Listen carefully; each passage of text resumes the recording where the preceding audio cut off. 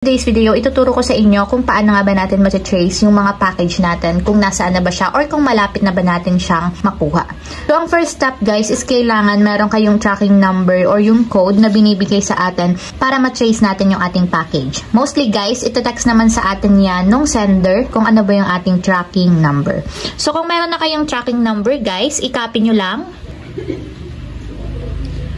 So, ang LBC guys is mayroong 12-digit para sa tracking number. So, pagka-copy ng tracking number guys, i-open naman natin ang ating Google Chrome. And then, dito sa Google Chrome guys, dito sa search bar, ito-type lang natin is www.lbcexpress.com/track.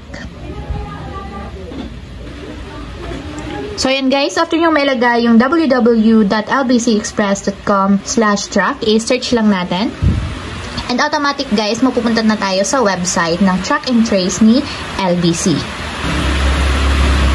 So ayan guys, pagka-open ng website, so kung makikita nyo meron ditong enter a valid tracking number. So dito natin ipipaste yung kinopy natin na tracking number kanina.